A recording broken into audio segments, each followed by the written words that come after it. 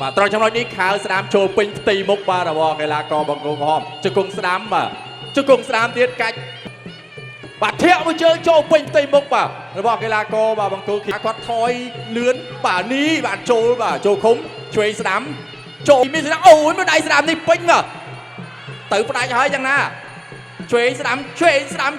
សងវិញបាទពីកក្កដាមួយដៃស្ដាំចូលពេញ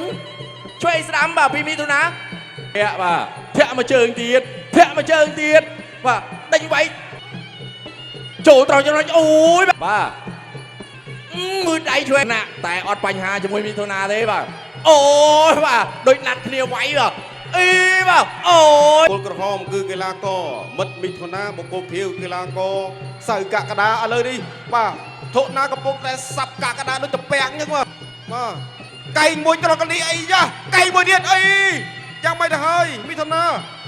របស់កីឡាករមិថុនាបង្គោលក្រហមកៃទៀតអីយោយ៉ាងម៉េចកៃមួយទៀត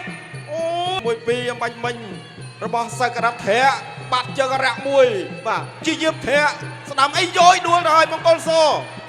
គោះដៃមួយបាទធាក់មកជើងស្ដាំបាទពីអូយបាទបង្គោលសមួយអាំទៀតបាទពីសៅកក្កដាមួយជើងស្ដាំទៀតចាប់ជើងបានត្រង់ចំណុចនេះអូយបង្គោលសមួយបាទចូលកក្កដាយ៉ាងម៉េចម្រងផ្ដាច់មែនអូយឈ្នះបង្គោលក្រហមហើយបង្គោលក្រហមស្លាប់ជាក្នុងទឹកនេះកងរាល់មួយជួរសូមអរសាទរកីឡាករបង្គោលភៀវសៅកក្កដា